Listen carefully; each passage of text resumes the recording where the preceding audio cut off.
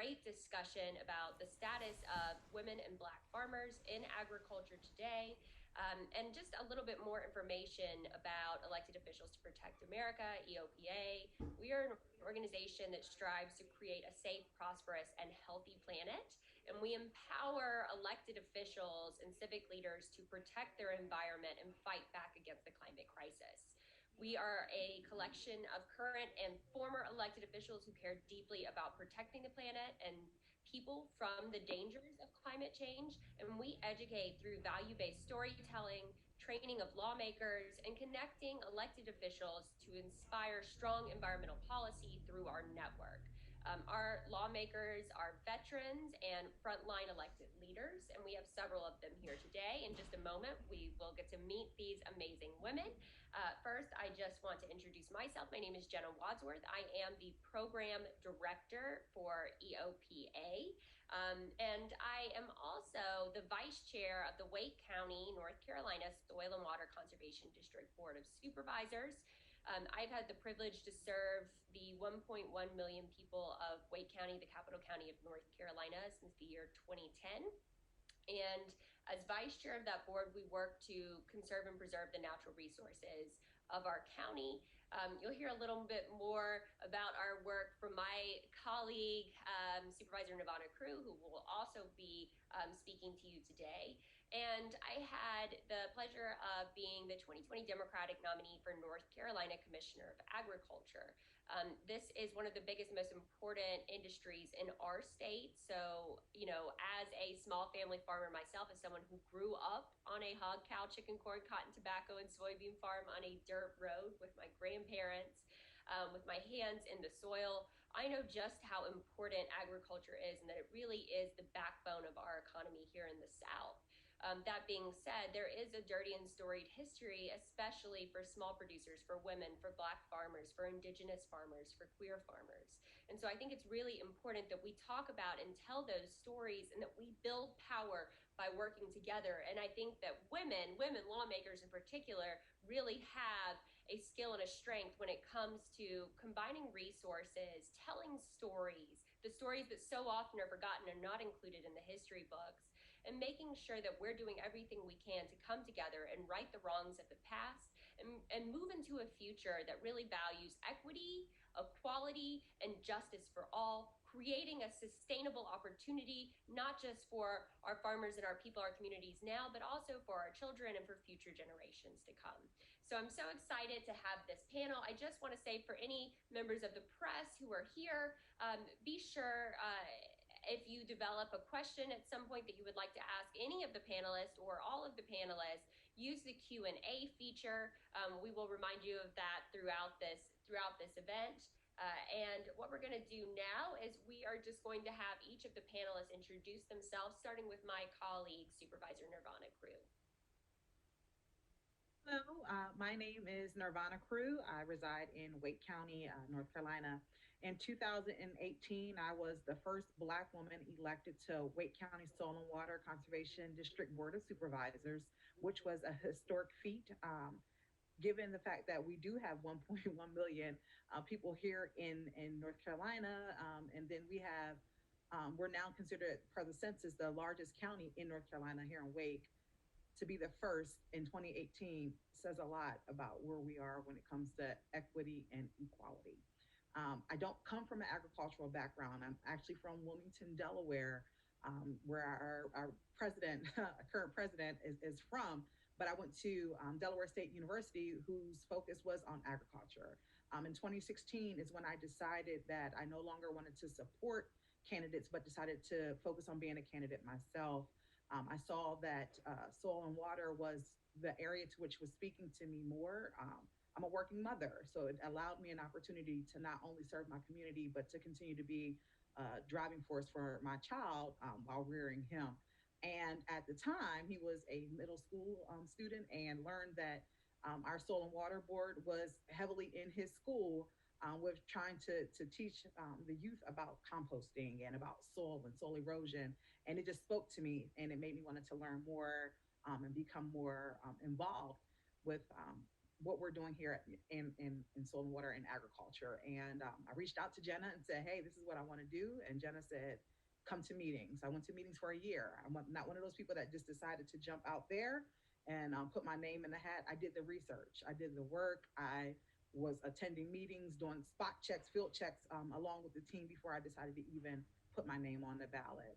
I'm grateful, I'm thankful, but there's some work that definitely needs to be done. Not talking points during an election cycle, hard work that needs to simply just be done. Thank you for that. Another soil and water supervisor, but down from the state of Florida, Miss Supervisor Alyssa Schaefer, if you'd please introduce yourself. Thank you so much, Jenna, and thank you everyone for being on. As was stated, my name is Alyssa Schaefer. I'm on the Broward County Soil and Water Conservation District, and I'm right in the middle of Fort Lauderdale and Miami, so I claim them both. I live down here with my daughter and have been in that position for about 2 years now. I'm actually from Michigan originally, even though I've been down here for almost 10 years. And like so many people in this country, a lot of my family does have connections to agriculture. Who would have known? Some of my fondest memories growing up is visiting my grandparents' farm and listening to my dad tell stories of him working on their farm and the neighbors' farms, and then me growing up trying to do the best that I could to grow tomatoes for 4-H and entering them into the county fair.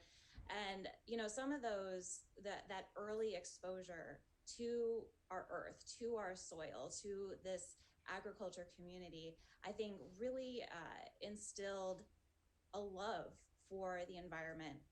And now, even though I'm not a farmer, I live in a very suburban and urban area. I feel so privileged to be able to carry on that passion that started when I was young, and to be able to focus on, like all of us are working so hard to create the best future possible for our kids, for their friends, for future generations. And we know that that includes, it has to include, a very specific focus on sustainable and just agriculture. And when I was reflecting on that, thinking about what I wanted to share today, what stuck out to me is more than just saying that phrase, sustainable and just agriculture, and talking about this beautiful, rosy future. I think it's incredibly important, especially for folks that look like me, meaning white folks, that we take this moment to acknowledge what is actually an awful legacy of discrimination that exists in American agriculture. And beyond just acknowledging it, we're at a moment where we have to proactively move forward towards equity in agriculture and addressing all of the ways that that is going to impact, hopefully beneficially, our environment. We know all of these issues are so intersectional and so important. So I'm very honored to be in a position where I'm able to do whatever I can, for my part, to be a part of that change moving forward. And we know that this isn't just like a philosophical theory. This isn't something that just sounds nice. A lot of my work also focuses on clean energy, things like energy efficiency, and what does a clean energy future look like. And we make those arguments because we know best practices is not just a nice sounding phrase. It's actually the most economical, smartest, and practical way for us to move towards a better future together. And I think when we are able to focus on equity, justice, and sustainability across all of these issues, including agriculture, which I'm so excited to talk more about today, that's what makes me motivated to continue on in this work. So really excited to be a part of this conversation. Thank you so much, Supervisor Schaefer. Now we are going to have, and I'll tell you folks, we had a few tech issues. I mean, that is the nature of the world that we're currently living in. From the mayor of Sellers, South Carolina, Barbara Hopkins. And so she is on the phone. We're going to hear some audio from her. Mayor Hopkins, is there any way that you can come off mute and introduce yourself for a couple minutes?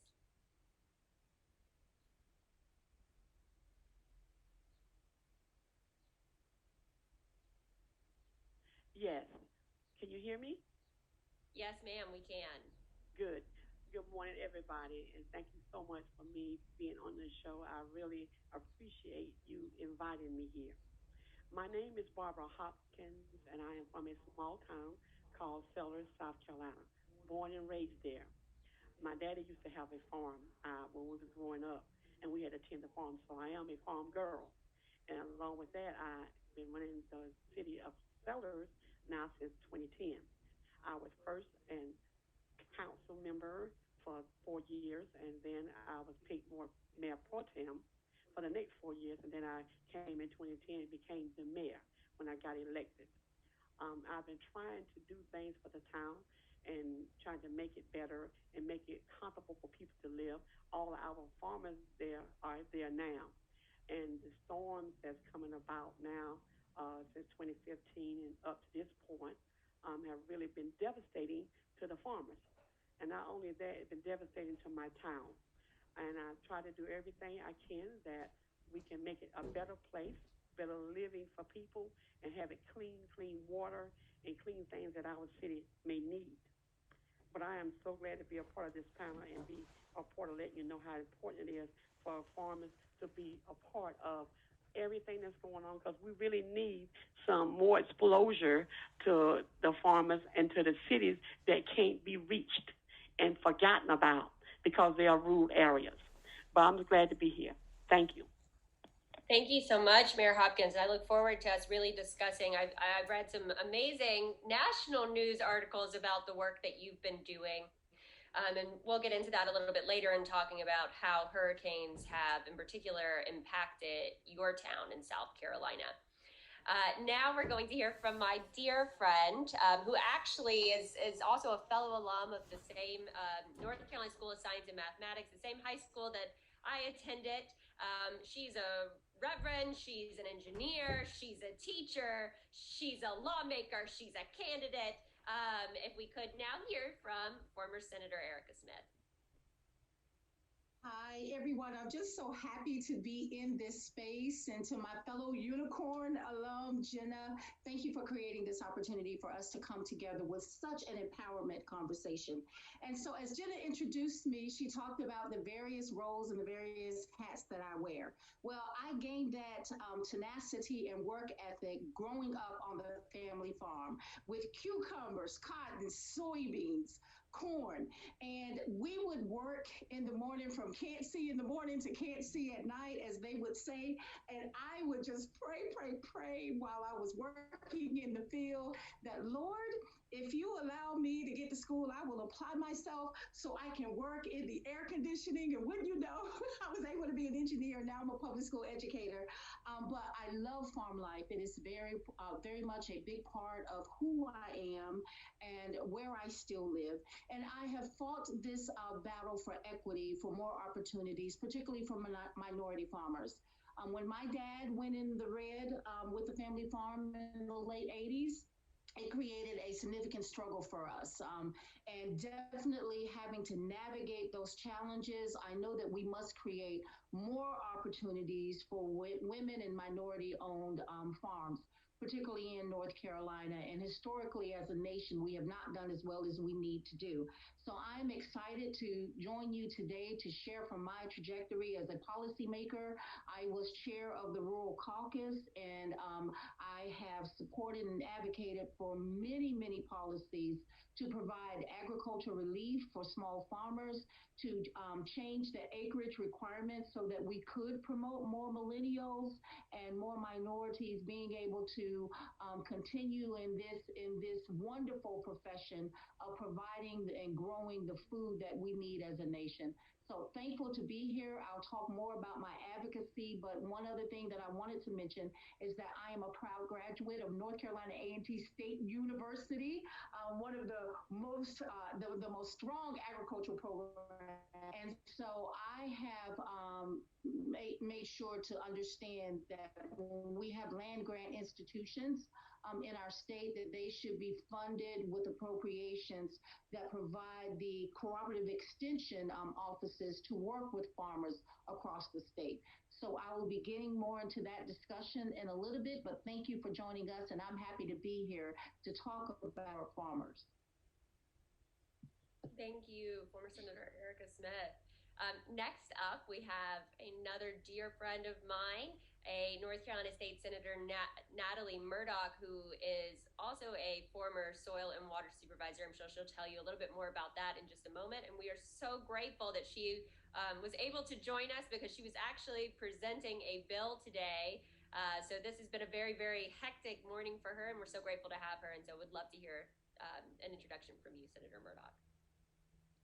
All right, thank you so much. As our previous colleague, Senator Smith, knows, it is very difficult to move your bills forward in North Carolina. So thrilled that this morning, just joining you, presented a bill to committee this morning so that it could move forward.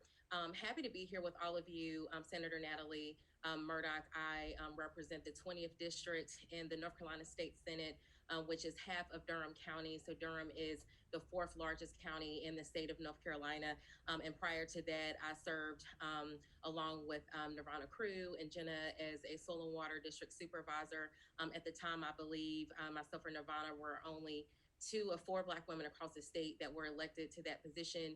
In Durham, Ms. Stella Adams was actually the first in the state of North Carolina in the 80s for years until she was joined by our current county commissioner, Brenda Howerton. So honored first and foremost to for that to be my start as far as elected office. Before that was active in other areas, but have always had a passion for agriculture. I spent about 5 years in the western part of the state, was based in Asheville and worked for a council of government. We served 5 counties.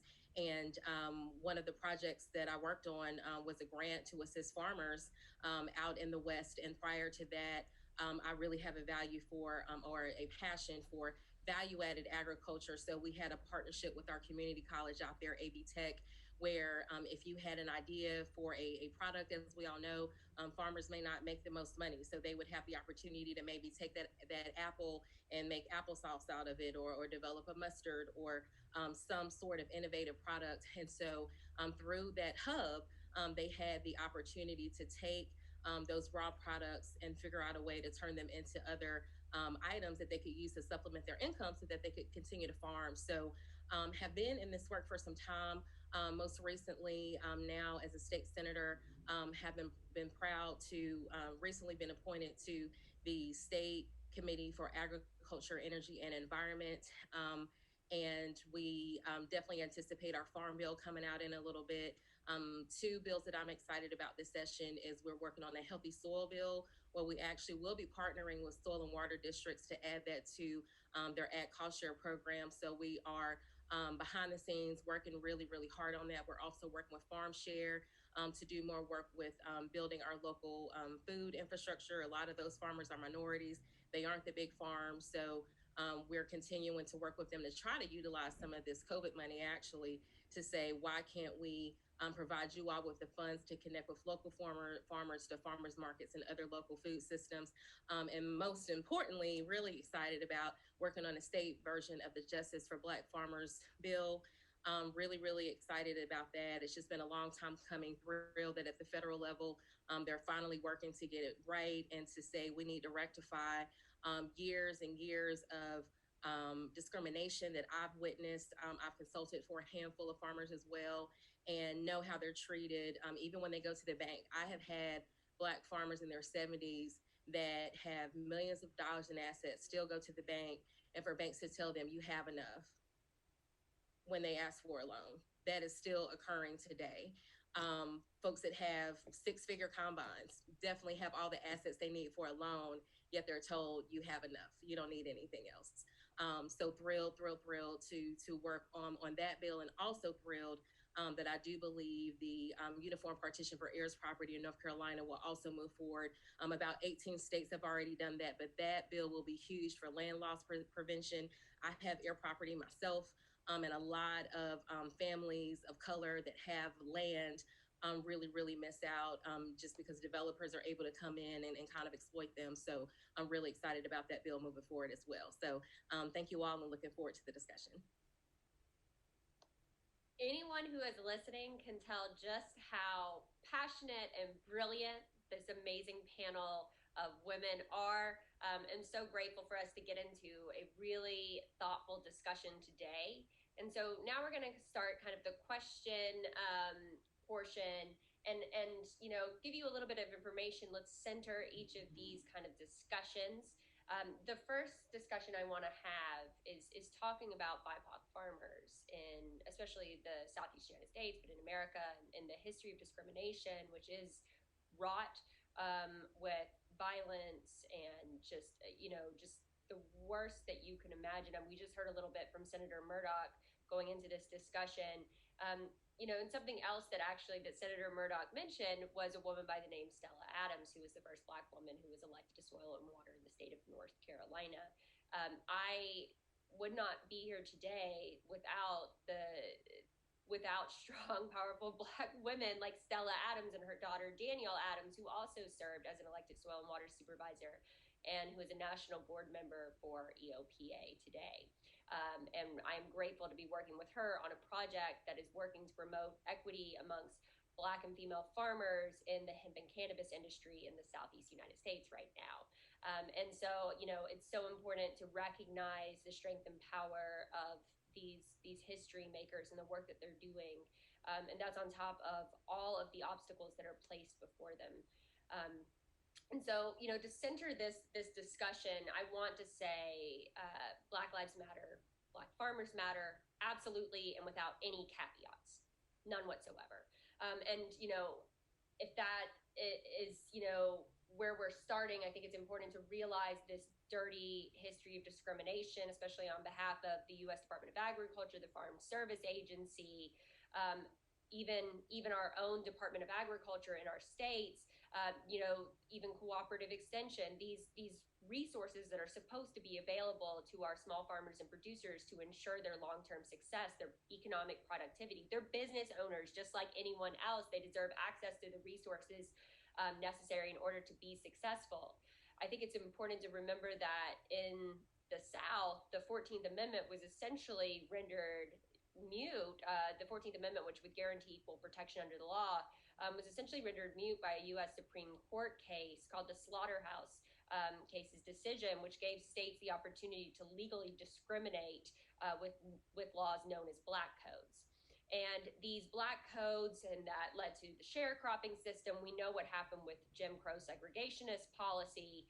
And, over time, we saw the inability of Black Americans, Black farmers, to will their property to the next generation.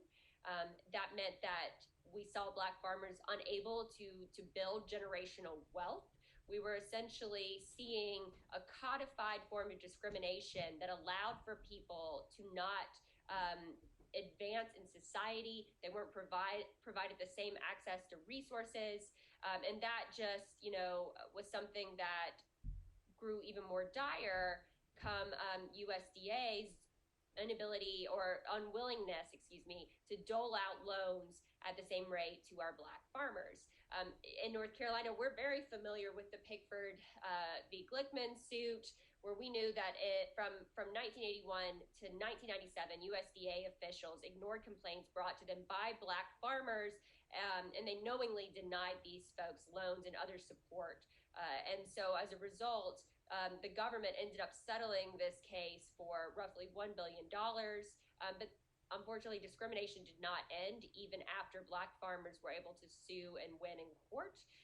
And so, we've seen the data. We know that with all USDA loans allocated in 2015, only 0.2% of roughly $5.7 billion designated for small farmers went to Black producers. We know that from 2012 to 2014, white farmers generated 98% of all farm-related income. We know that agriculture continues to be overwhelmingly white in this country, with 95% of farmers identifying as white. And of the 3.4 million farmers in this country, only roughly 45,000 identify as Black. And those Black farmers own less than 1% of America's farmland. And the fact that there are Black farmers that have been able to hold on to their farms, and they're making roughly 1/3 or less of the dollar amount that white farmers are making per year is highly problematic. I just think about in North Carolina alone, knowing that back in 1920 in this country, there were roughly 1 million Black farmers. 1 in 7 farmers in this country were Black. And that number today has shriveled to just under 2%. so something that we've seen the Biden administration make a commitment to do is to make sure that we live equity every day, and that we reform policies, that the U.S. Department of Agriculture reforms policies that create opportunities and equities, especially for our BIPOC farmers, for our economically disadvantaged farmers who tend to be Black farmers, farmers of color. And we have seen that the American Rescue Plan is going to give something like $10 billion to agriculture, and about half of that is going to go to socioeconomically disadvantaged and Black farmers. This is a major victory, but it doesn't come close to what Black farmers are owed in this country. It doesn't come close to creating equity and equality in this industry, but it is a first step. The other thing that I will mention is that there are two bills that are really, really important that are going through Congress right now. Congresswoman Pingree's Agricultural Resilience Act will work to harness science and other resources to advance regenerative farming opportunities, and will look at disadvantaged farmers and make sure that they have the resources necessary to modernize. And then Senator Cory Booker's Justice for Black Farmers Act. And so, there's hope on the horizon. I think the pace of progress needs to be hastened. I know that we all agree with that. And so what I want to hear from the panelists is how your work has helped shape equity in your communities, or how you believe that equity could be achieved through laws and policies in your communities or your states. And anybody, if you want to just jump in, I'm so hear your responses.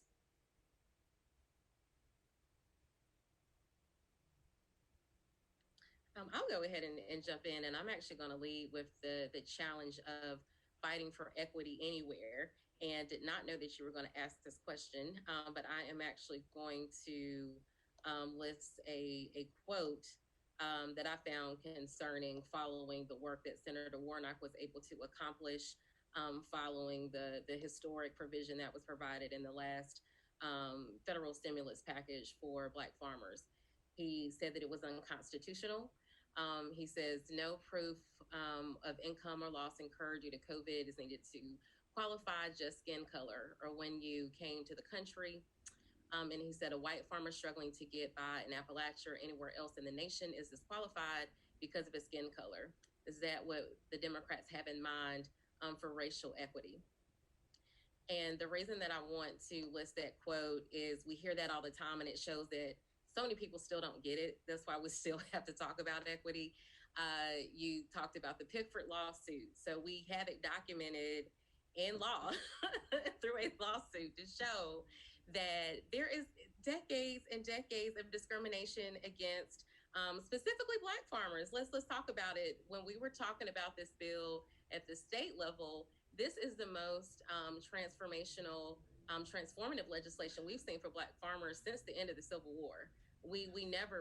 Farmers never fully received all of the support and resources they were even promised during Reconstruction. So if anything, this bill is catching up for decades of neglect and outright discrimination. So I think, quite frankly, as a lawmaker, I have to remind myself of that, because you may not always have a Senator Pat Toomey that's kind of just putting it out there, but it's definitely implied.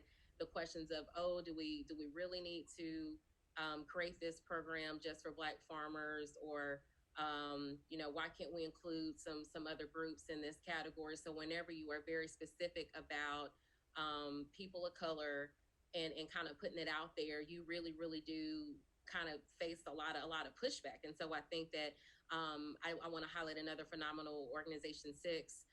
It provides legislators with the opportunity to network with legislators around the nation, and it's not just in the South.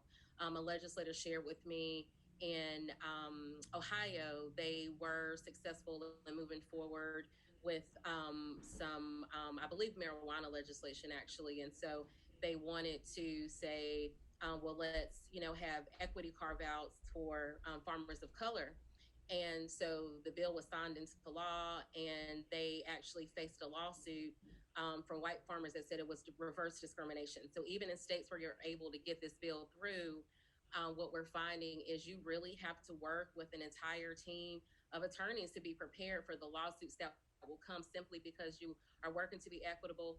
Here in North Carolina, I'll also be filing a bill to legalize cannabis, and know that there will be a lot of pushback for that equity provision. We know in North Carolina that's going to be difficult, but honestly, the reason that I'm filing that bill, and Jenna knows this, is to start having the conversation. What we found with industrial hemp is we rolled it out there. We had this pilot program. There were no African Americans on the Industrial Hemp Commission. We had one AAPI, and what's ironic about that is he was placed on the Industrial Hemp Commission since he was a professor at North Carolina A&T. And it's puzzling to know, and we thank him for his service, to be clear. But from North Carolina A&T, you can find a single Black professor to serve on this Industrial Hemp Commission is still baffles me.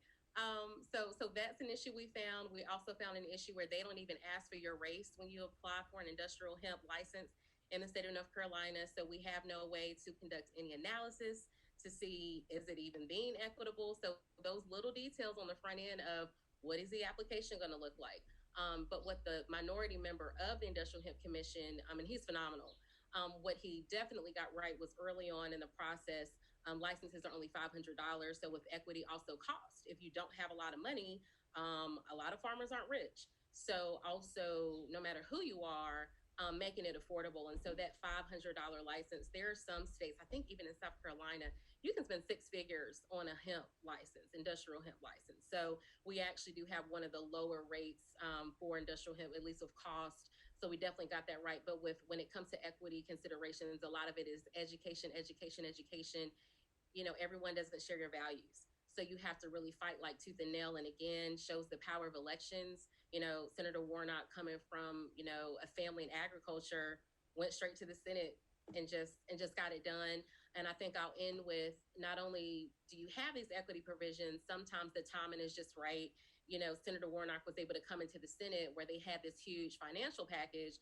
And I do the same thing in North Carolina. The farm share program we're pushing, we want to use COVID dollars for that. So sometimes when these federal packages come through, it allows the state to be a little bit more discerning and say, okay, we actually do want to have this set aside. Since there are more funds available, it does provide you with more flexibility to provide some of those equity provisions as well, to fund them. And I just want to know, piggyback real quick.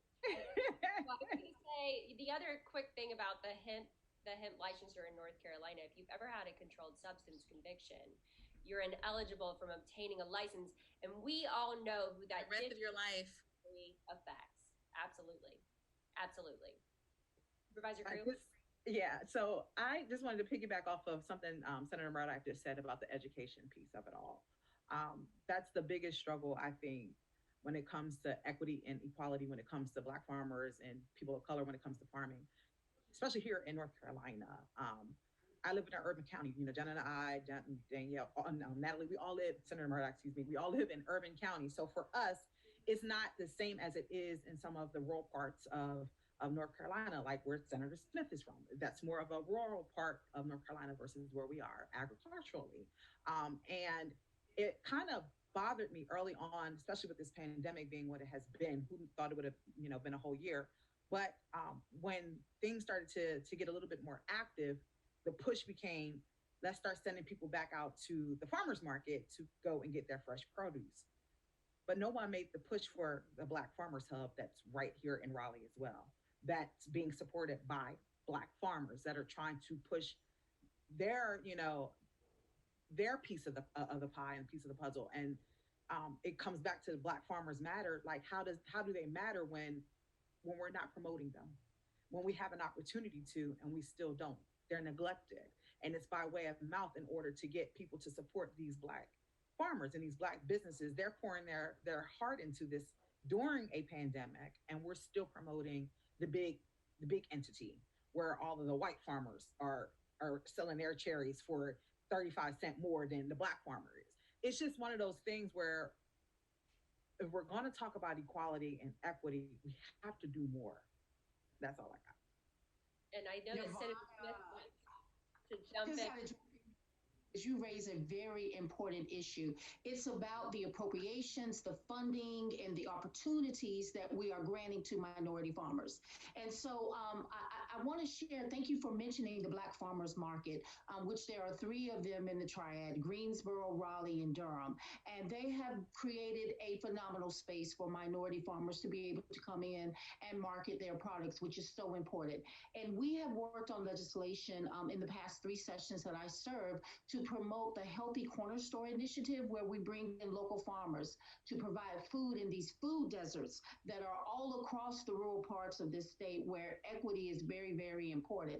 And so when we talk about the historic underfunding and access for Black farmers to USDA grants, let's talk about one huge problem in North Carolina with the North Carolina General Assembly and their appropriations.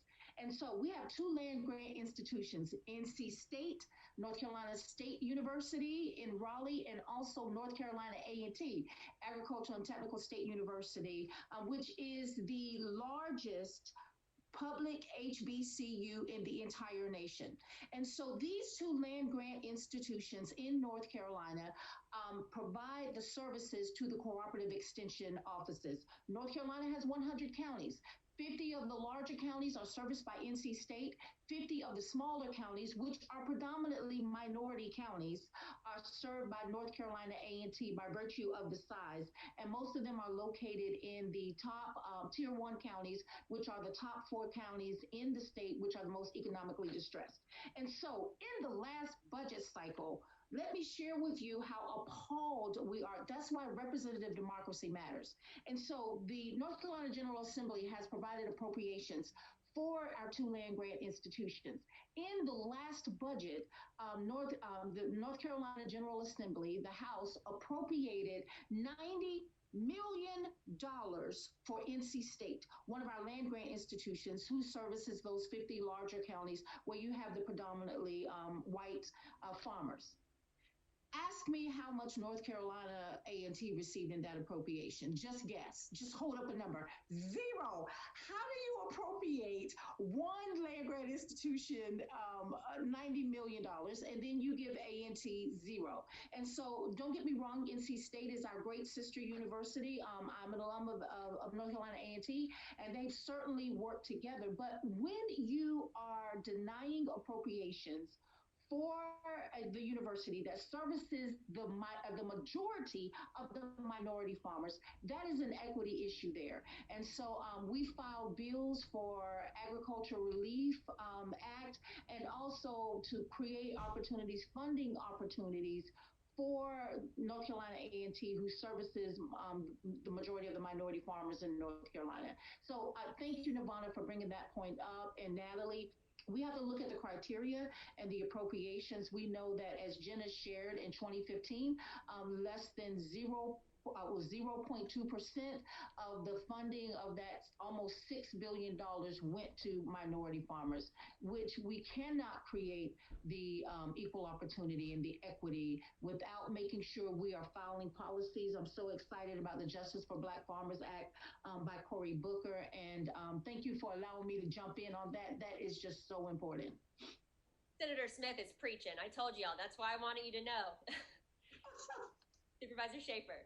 Yeah, I just wanted to amplify something that all three of my fellow panelists have said so far in different terms, is that the devil is in the details, right? We know that this has happened for decades. There have been settlements, there have been policies, but what is happening after that after policy is passed? What does the implementation look like? And to me, what's ironic down here in Florida is, as we see all over the country, is this history of just kind of the good old boys white club. And something happening right now in session up in Tallahassee is so kind of in South Central Florida, we have this area called the Glades. And it's a huge farming community, primarily controlled and run by what we lovingly refer to as Big Sugar. So it's all sugar. It's a huge environmental problem. It's a huge corporate interest problem. And they are currently lobbying for a bill under the guise of protecting agriculture for Florida, but it actually gives them immunity to continue polluting the communities, which is where all of their farm workers live and are suffering health consequences from their bad corporate practices. But they're doing it under the guise of, let's save agriculture for Florida. And something else that was mentioned too is the incredible opportunity that we have to completely revitalize our state's agriculture economies through the use of cannabis. And what does that industry look like in the future? That can totally be a game changer. And when I look specifically at communities like the Glades, there is so much opportunity there. But until we can get beyond just talking about it, then it's going to be an implementation problem. And I'm so excited to hear things like Justice for Black Farmers Act. I'm so excited to hear President Biden talking this great talk. So now let's get it done. I think it's time for bold action because we have so many decades of just talking. Love it. We have to walk the walk. And someone who has walked the walk is Mayor Barbara Hopkins. I was reading articles about her last night. Admittedly, she is the one woman I've not had the ability and pleasure to meet yet in person. And, I was reading these stories about how before major storm events, even after major storm events, that Mayor Hopkins would literally go door to door and knock on the doors of every resident in her town and let them know about approaching storms or heat or flooding. And I would just love to hear a little bit more from Mayor Hopkins about what's happening to Black farmers, to Black communities, to equity and policy and funding. I know that you have personal experience fighting against federal organizations like FEMA who won't grant money to, in particular, Black residents because of issues with heirs property. So, Mayor Hopkins, if you have some words that you can bring into this discussion, we would love to hear them. Yes. I have a lot of words to bring in. I listened to all the panelists, very good panelists we got here today. But the Black farmers that's left out in rural areas gonna keep being left out until someone stand up and say, hey, we are here. We need your help. We need funds available as well. But the one thing you're talking about, the storm, the 2015 flood have drained us completely out in the title sellers. I mean, it is so terrible until, you can almost write a book. The title sellers got really bad when the 2015 flood came. We had nowhere for safe haven to go. We went to this church, Methodist church in Sellers. They opened the doors for us. I called the pastor, told me we could get the key. And we went from door to door getting people out to safe haven. We have a library in the town of Sellers that we could have used, but it flooded also. The whole town had flooded. And on one side of the town in Sellers, you have a front street, you have a main street. And when you come in from Marion County, you have the main road. All three roads was blocked in. Nobody could get in or out. Water was almost to my chest, and I'm 5'1". And you know how that water was.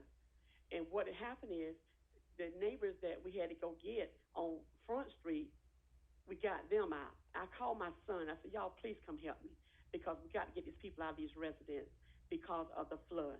If you don't, they're going to flood out. Something will happen, especially the seniors because he was very old, and we had to get them to a safe haven. And what happened was after the flood had came in the town of Sellers, we tried to get some help in the town of Sellers for the residents to get their homes fixed, to get the homes repaired, to get the homes from mold and mildew. When we got the help from FEMA did come in, and FEMA gave them Clorox to try to clean them, but elderly people, all of them couldn't clean the home, but we did the best that we could with what we had. And when Red Cross came in and gave us some more cleaning fluid, we gave each resident there. We have nowhere in this city to alert people that something's going to happen. So I got in contact with the mitigation and got mitigation working on something that we can have some kind of siren to go off when they have bad storms or hear something that happens, or people can be prepared. But nobody was prepared for the 2015 flood. We didn't know it was going to be this bad. And when they got through with the flood, we stayed in the church for a whole week. In the midst of this flood happening, and I'm on one side of the street helping people get out, me and my children. And I think the fire department did come. They managed to get there. And we went to people's homes getting them out, toting them out, children, old people, me and my children and one firefighter. And we helped. And we got them into the church. After we got them into the church, we didn't have no food to eat, but we made out what we had. And then the rescue squad, first first responders came in. They did bring a little bit of perishable food for us to try to eat and maintain till we can get out. And Red Cross came in, gave us some couch. They laid on the floor in the church and stayed a whole week. Then the church said, y'all have to get out the church because, you know, you can't maintain a housing here because it's not, the insurance would not have no kind of cover for any of these people. One lady got sick as we got ready to move her out.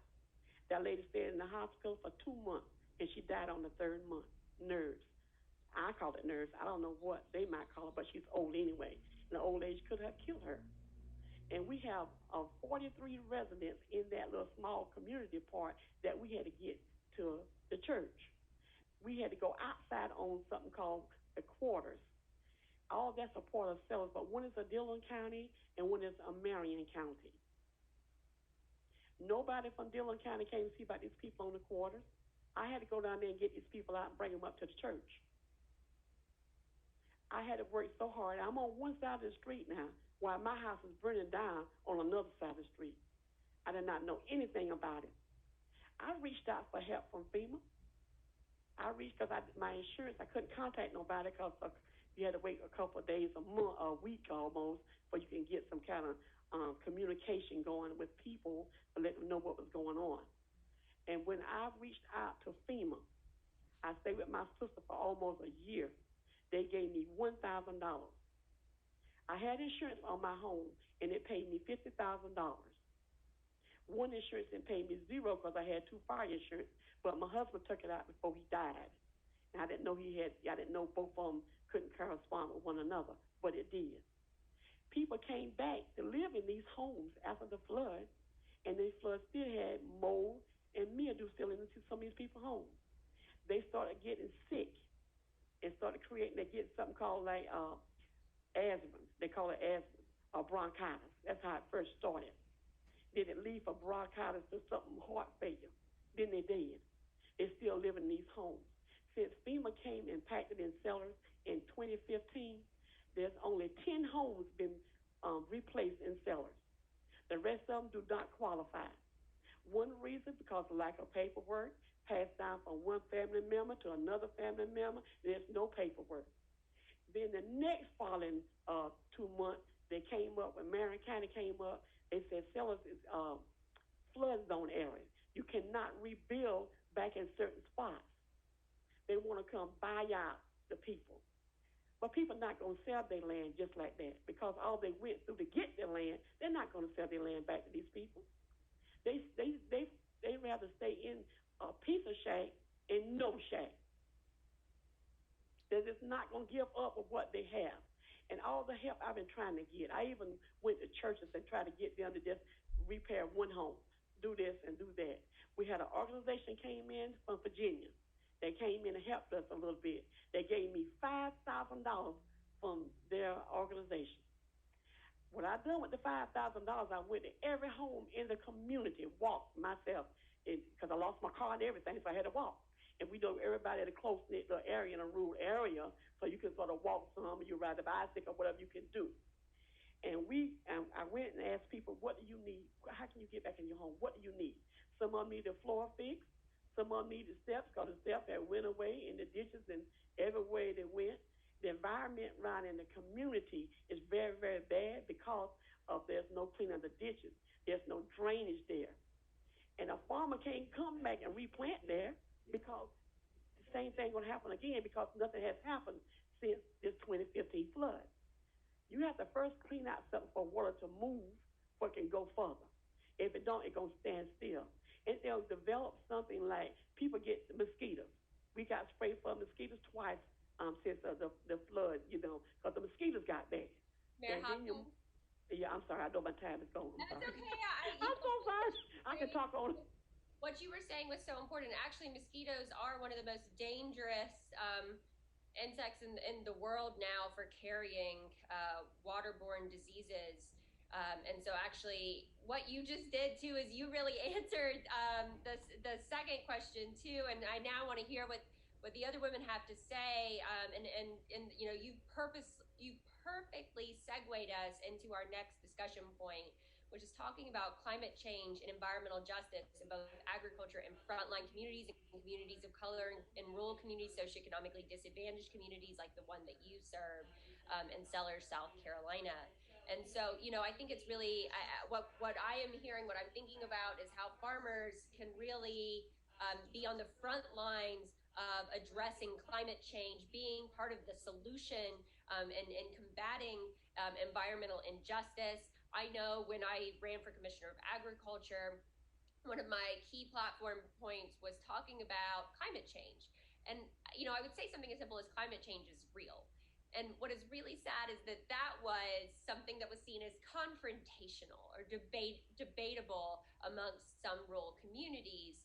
And, knowing that we have policymakers in all of our states right now who refuse to recognize the reality of the world that we're living in. And not just that, they refuse to do anything meaningful to help the communities who are on the front lines of facing the impacts and the brunt of climate change.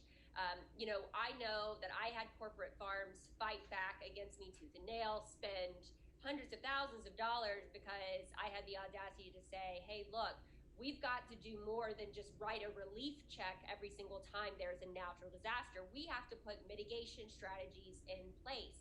We have to treat climate change and the climate crisis as the urgent, dire threat that it is. I am a big supporter of the Green New Deal. I believe there is a pathway forward for good paying green jobs, especially in our rural communities and our agricultural communities in the South as a whole.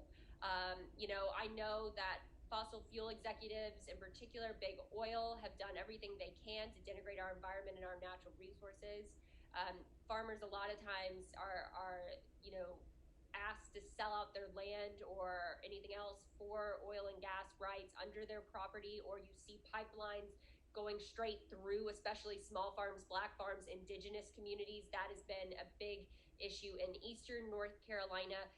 They wanted to locate a pipeline that would run straight through the Lumbee tribe area in Lumberton, which is also a disproportionately Black and brown community that lacks the wealth and resources and the legal resources to fight back with the same political power as, say, an affluent white community would. On top of all of that, we know that with climate change, these natural disasters are only going to grow more intense and more frequent in the coming years.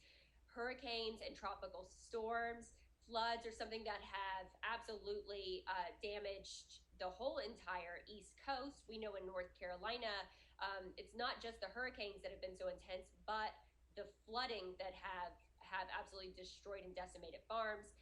Hurricane Florence alone killed 5,500 hogs and 3.4 million chickens.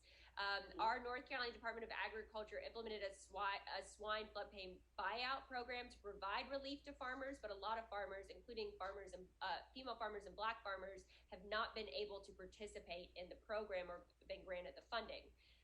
We have seen women time and time again be on the front lines of the climate change fight. We're seeing more female farmers implement regenerative agricultural practices, sustainable practices, carbon capture, and really being mindful of how they treat the earth and our natural resources. I am someone who believes that women will save us all. I'm excited to hear about the Congresswoman's plan in this Agricultural Resilience Act. And what I want to hear from you all, knowing that the Biden administration has made very strong commitments to see loans and opportunities for small farmers to help them modernize and move into more regenerative, sustainable, and organic practices. Let's talk a little bit about sea level rise, the uptick in hurricanes and floodings, and I want to hear from you all what personal experiences you have with climate change. We've heard from Mayor Hopkins about her heartbreaking one and how her community was treated. And I want to hear, how you all went about addressing that from firsthand experience and why we can't wait any longer to make progress. I want to jump in on that. I represented Senate District 3, which was home to Princeville in Edgecombe County, North Carolina. Princeville was the first town that was incorporated by freed slaves. And so, with the history of this town, it was just appalling that Hurricane Floyd wiped this community out. And then we had Hurricane Matthew in 2016, and there are still people recovering from that hurricane. And then part of my district in the 2018 district included Beaufort County, which many areas were hit by Hurricane Florence. And so what we do know is that research has already shown that healthier soil can resist erosion. So it acts like a sponge to buffer farms, and that's really important when we have these worsening floods and droughts. And they can keep our water, our source of water, clean air, clean water are very important to the agriculture community. So in my fight, as you shared, Jenna, we need to focus as well on flood mitigation and storm mitigation, particularly with the challenges that we have in North Carolina with sea level rising on one end, and then we have the storm devastations across a large part of our state. So I want to just inject here that we have people like Leon Moses, who is the farm superintendent at North Carolina A&T State University in the College of Agriculture and Environmental Science. And they have been leading the charge and the initiative on regenerative agricultural practices like no-till.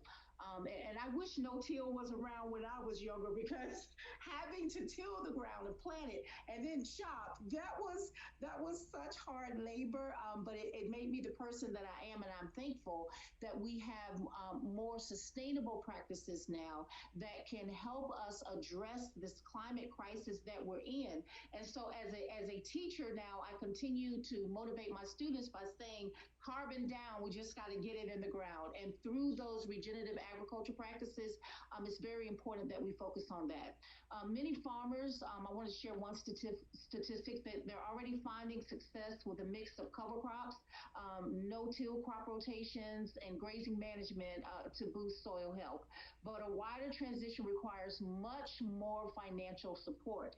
And if we are going to address this climate crisis with the magnitude of which we need to do, we need to rush to create the equitable access to the funding for minority farmers and women farmers and LGBTQ and queer farmers, so that we can all be a part of this solution and advance our response to global warming. Let me jump right in behind you, Senator Smith. So what you just spoke about, so one of the takeaways that I had written down just from my research and getting prepared for today about Biden's administration, and one of his biggest priorities is racial equality and fighting climate change, because they merge together and go hand in hand with agriculture. Early on in Biden's run to become the president, I had an opportunity to ask him on a question on a call with over 1,000 Black and brown people on this particular call with regards to climate change. And my question to him was the negative impact it has on the Black and brown community. Why do we have to fight asthma? Why is that a big issue for Black people? Why is asthma, a concern for us as climate changes, but it's overlooked? It's we'll give you an inhaler, but we're not going to figure out what the problem is and how we can negate this in our younger generation and younger kids as they're coming up. So when we talk about climate change and its importance, when will people acknowledge that it's real is the question that I have to counter with. Like, why is it still an issue or a concern about the reality of it all? Why is it that, there's a push for legislators to believe that it's a thing? It kind of baffles my mind, like, why are we still trying to talk about it being real and how we can, affect change when we still have people that don't even believe that it's a real thing? That's a concern, not just as an elected, but just as a citizen. It's a concern.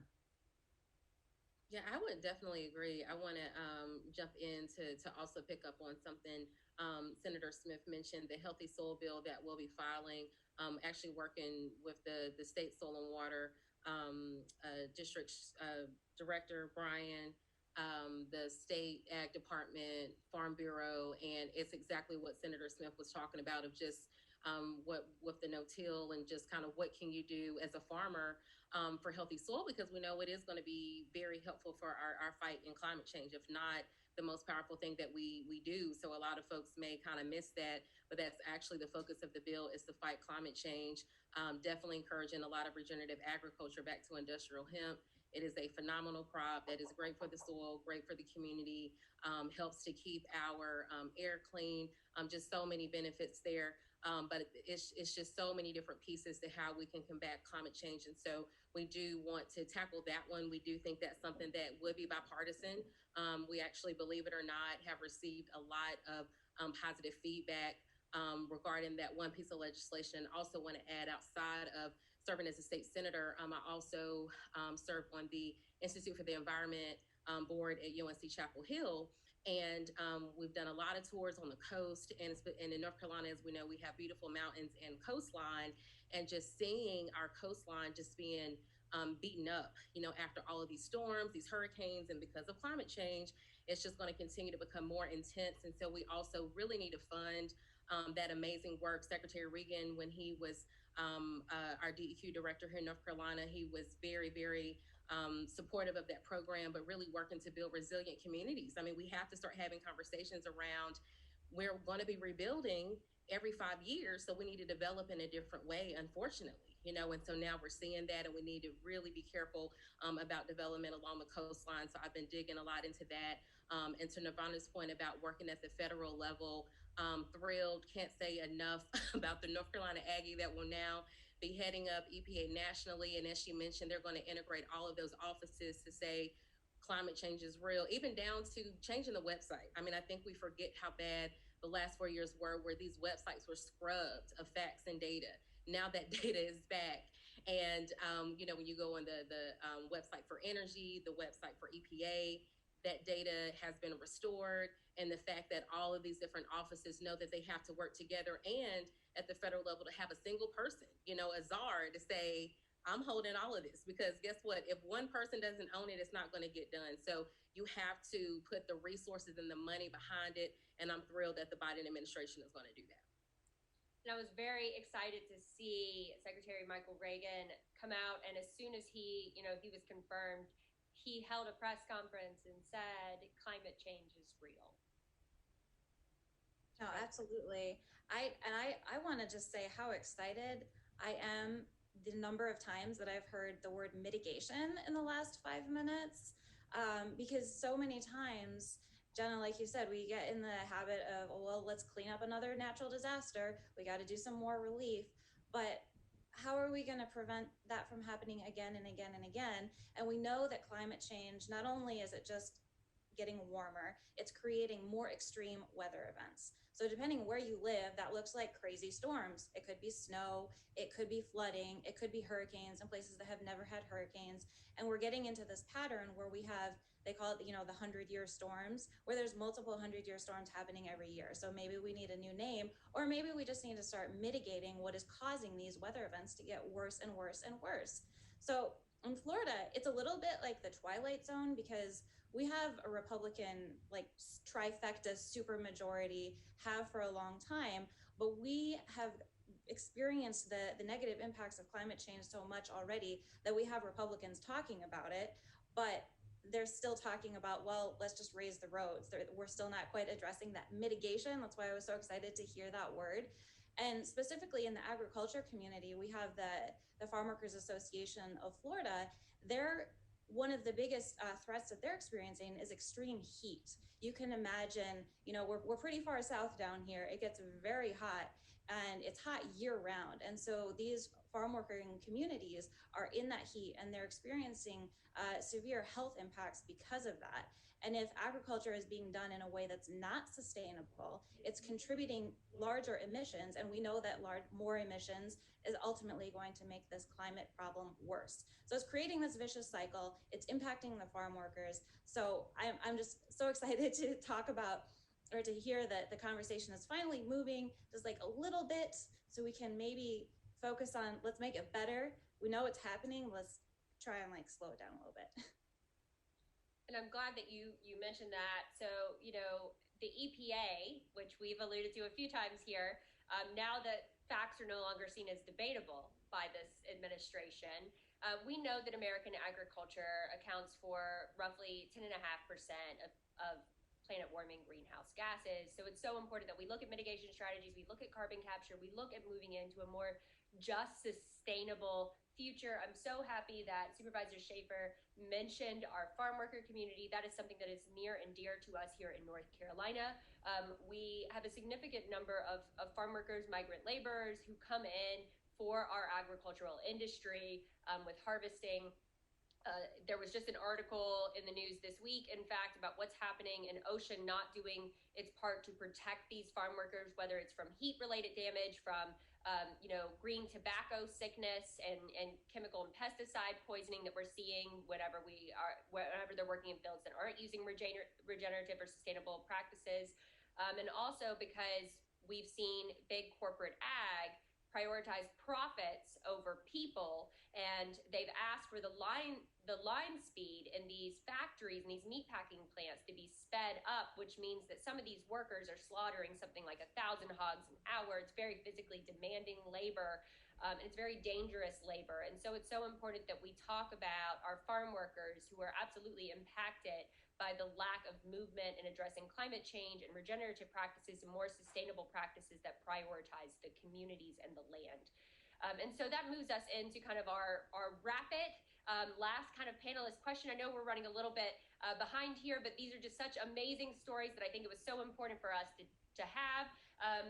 We're going to talk a little bit about strategies for building a more sustainable future, starting with our local communities. And I want to put these issues in the context of the urban-rural divide. This is something I know that Senator Smith has talked about a great deal, all of us, because we're on that precipice of living in these urban-rural communities, talking about plans like the Green New Deal, which could have the opportunity to radically transform communities. I think it's really important that we talk about how you change the messaging around Green New Deal, because perhaps it is, we're seeing a little reluctance in rural communities who think that maybe, because of messaging on the other side of the aisle that said, oh, we're going to take away your hamburgers, right? And so I think it's really important that we fight back against that. We talk about how climate change is impacting all of us, especially those in rural communities or in frontline communities. And we know that farmers have always been traditionally good stewards of the land, the natural resources. Otherwise, they wouldn't have had a future. They wouldn't have been able to go back to the land year after year, harvest after harvest. And so how do we look at moving into a future that is more just and more sustainable? How do we talk to our children and educate them? Do we have hands-on learning opportunities for them, from community and school gardens to in-classroom learning, to help them understand the climate crisis and what they can do? And so I want to ask each and every single one of you, all panelists, to envision what a more sustainable future looks like in your communities, and give me 1 to 2 major policies or laws you want to see implemented to make it happen, with at least one directly impacting agriculture, and who would be your allies and partners in that fight? It can sometimes be very challenging, I think, to stay motivated, quite frankly. I think about, for me, I have a 4-year-old daughter. We live in an apartment. She does not have the same opportunity that I did growing up, where let's go in the backyard and make a vegetable garden, and let's go to grandma and grandpa's farm. Like, she just doesn't have that.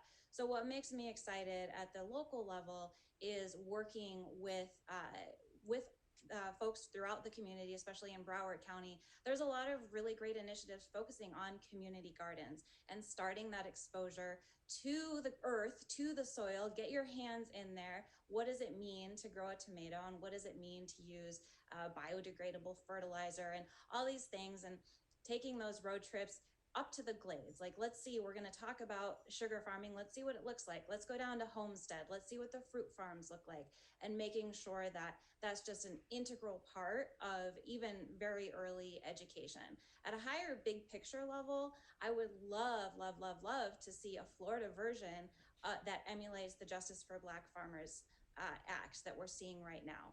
We have, everybody's talking about their great agricultural schools. We have FAMU up in Tallahassee. It's a leading agricultural program. Let's highlight that. Let's enable the next generation of young Black farmers to be successful. This is an economics argument. It's a jobs argument. It's all of these things coming together, not just let's stop climate change, but let's work together to make a livable future that's great for everybody, really. Excited as an educator and a policymaker. I get to merge what I love doing and making sure it has an impact and starting right where we are. And so in starting in my local community, I have been working with several organizations, at least two of them, ABC2. ABC2 is a wonderful millennial-run organization that has developed a community farm, and they are working really hard to educate the entire community on what we eat, whether we buy free-ranging eggs or not. All of that makes a difference when we're talking about regenerative agriculture, all of our practices, including what we do in terms of fighting against polluters and those industries that are cutting down our trees and creating this hazard with biomass. And so definitely want to continue my work with the Center for Energy Education, which promotes solar energy in Eastern North Carolina and the northeastern part of the state, which is extremely critical as we are looking at cutting down our carbon emissions by promoting renewable and clean energy. The Amazon wind farm, which is off of the coast in Pasquotank County, understanding what it means to include the industry, stakeholders and partners, and promoting the opportunity to cut down on our carbon emissions and to reach our thresholds. And so I would start there on a local level, making sure that we work with our educational departments, health and human services to promote wholeness and wellness amongst our communities, and looking at what we can do our part, farmers everywhere, even if you're just private farming for your grocery needs. That's so important to get the education out there about what sustainable regenerative agriculture is. And as I said before, it's about harnessing our resources and getting the carbon in the ground where it belongs. And there are so many practices that we can utilize to get that done. I think there were so many great points with both of those rapid fire responses. And so starting locally, really, really agree with Alyssa and the support of, since you mentioned Broward County. As Nirvana mentioned earlier, I serve in urban areas. So even though I'm very passionate about rural communities in North Carolina, thrilled that actually one of the chairs of our ag committee understands the importance of small, medium, and large farming. It all has to work together. In addition to climate change, we could be on the verge of a food crisis if we can't figure out how to get everyone fed. We now see just how fragile our food supply chain is. So definitely wanted to highlight the need for all different sizes of agriculture, no matter how it looks. If you have just a group of folks that work together to grow some produce and tomatoes, just for their own apartment complex, you need that down to, when I visited farmers in Arkansas, saw farms where you saw nothing but land. So you need all of it, and we really should not pit these different industries against each other. I think federally, with new leadership, you're going to see a lot of that, where it all has to come together if we're going to achieve our goals to fight against climate change. And also here in North Carolina, really excited about the other colleagues that I'm able to work with on all of these issues. I want to highlight Senator Julie Mayfield out of Asheville, Buncombe County area, North Carolina, as well as Senator Salvador out of Mecklenburg County. She's actually our youngest senator, period, but she is a heavyweight when it comes to clean energy. And let me tell you, the legislation she's working on around clean energy, folks are listening because they know that she knows what she's talking about. So I am thrilled to be working on 2 bills with her around clean energy and kind of what that looks like for North Carolina, having some really, really good and exciting conversations around that. As we mentioned earlier, supporting our local universities, our land grant institution, North Carolina A&T, and even some of our smaller institutions, such as Shawan. They actually have some ag degrees. So I think we also touched on youth a little bit. What's going to be in the North Carolina version of the Justice for Black Farmers Act is those youth farmers, of doing a better job at 16, 17, 18. We are suggesting a full-on apprenticeship program, where you work with students early on, get them involved in agriculture, whether that be your community college 4-year, get them involved teach them how to be sustainable farmers, that are great stewards of the environment, because again, agriculture is just such a key to fighting climate change. And close with nationally, cannot stress enough how thrilled I am to have a federal partner in this. We were void of that for 4 years, so we can't overstate the value of not only being able to work locally or at the state level, but having a federal partner that will support that work, help us to fund that work, so that we can prioritize. This is something that we're all talking about. In South Carolina, they've already filed their state version of the Justice for Black Farmers Act. So we're able to work together nationally with legislators in different states to say, okay, what provisions do you have in your bill, so that we can modify our legislation. So I think the future looks really, really bright, since we have the leadership we need at the national level to not only kind of list plans and put them out on paper, but we know they're actually going to put the financing and the appropriations behind it so that we can actually be successful. You mentioned South Carolina. We're going to jump to Mayor Hopkins for your 1.5 minute rapid fire, and then close with Supervisor Nirvana Crew. Mayor Hopkins? Yes. Well, my mom is 93 years old, and she still do garden. And one thing that she taught me in life, and I try to teach to everybody I talk to, the tragedy of life does not lie and you're not reaching your goal, but the tragedy lies in having a goal to reach. So we have started community garden, and we are trying to do that community garden with everybody that's in the community.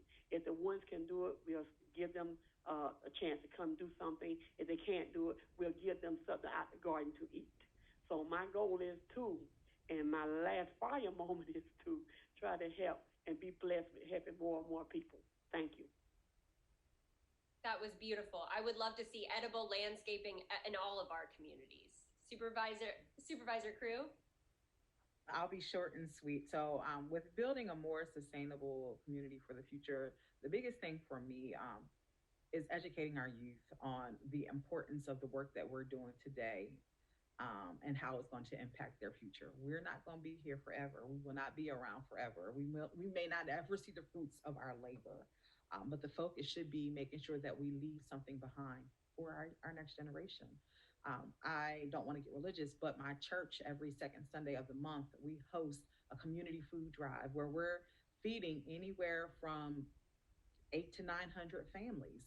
We do have different farm organizations that send in fresh produce that are boxed up to go back out into our communities that need it, especially provided the circumstances right now where we have so many people that are not working, they're unemployed, they're trying to figure out how they're going to feed their families. So to have a organization that's in the heart of our Black community that's giving back speaks volumes.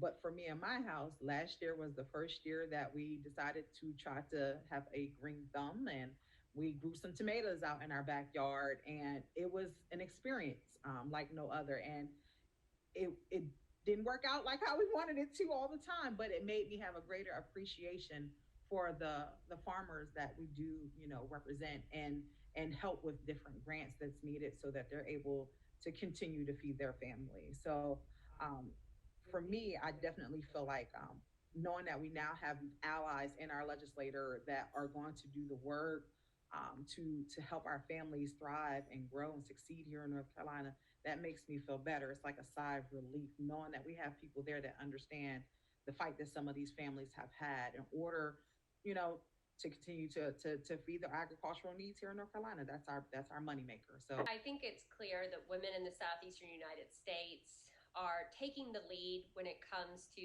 centering equity and equality, creating diverse and inclusive policies that really prioritize the well-being and welfare of our communities, of our children, of our future, of our environment.